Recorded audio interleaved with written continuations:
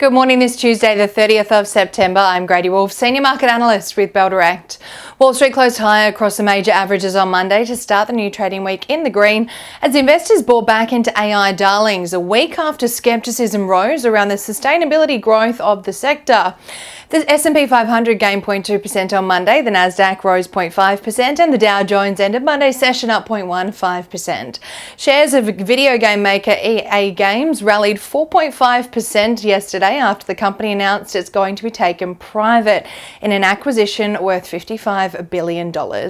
In Europe overnight, markets closed higher to start the new trading week in the green. The Stock 600 rose 0.34%, Germany's DAX added 0.02%, the French CAC climbed 0.13%, and in the UK, the FTSE 100 ended the day up 0.16%. Across the Asia region on Monday, markets closed mixed, with Japan's Nikkei falling 0.7%, while South Korea's Kospi index added 1.33%, Hong Kong's Seng added 1.9%, and China's CSI index gained 1.54%. Locally, to start the new trading week, a healthcare rebound pushed the ASX to a positive close, with the index rallying 0.9%, while the spot price of gold also reset a fresh record high, propelling gold miners to new heights. Defence stocks were all the rage for investors yesterday, with Drone Shield soaring over 18%, while EOS climbed almost 13% amid a tense backdrop in Europe, with NATO boosting air defence assets in response to new drone incursions at a key military base in Denmark last week. EOS also released a sales update yesterday, revealing it is expecting full-year revenue from existing contracts to be $115 million to $125 million in FY25. However, new orders could boost this by $25 million, and that's in addition to the backlog of contracts with an estimated value of $299 million. Synlait Milk shares jumped 15% yesterday following the release of the company's full-year results. The dairy processor reported a more than twofold increase in underlying EBITDA, reaching 107.2 million New Zealand dollars for FY25. Additionally, Synlait announced an agreement to sell its North Island assets to global healthcare giant Abbott Laboratories in a deal expected to generate around 307 million New Zealand dollars in proceeds.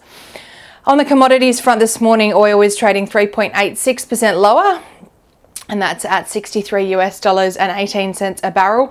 Gold is up 1.63% at a fresh record $3,829 an ounce, and iron ore is down 0.09% at $105.35 a tonne. The Australian dollar has strengthened against the greenback to buy 65.78 cents, 97.75 Japanese yen, 48.91 British pence and 1 New Zealand dollar and 14 cents. Ahead of Tuesday's trading session here in Australia, the SPI futures are anticipating the ASX will open the day up 0.2%. And now let's dive into some trading ideas for your consideration today. Bell Potter has increased the 12-month price target on EOS from $5.70 to $11 and maintain a buy rating on the Australian defence manufacturer specialising in advanced weapon systems and satellite tracking technology company, following an update out yesterday including revenue guidance weaker than Bell Potter expected in the near term, but strong tailwinds driving long-term growth of the sector. Bell Potter has upgraded the 12-month target price, reflecting a higher CY26 expected EV/EBITDA multiple due to strengthened confidence in longer-term revenue growth.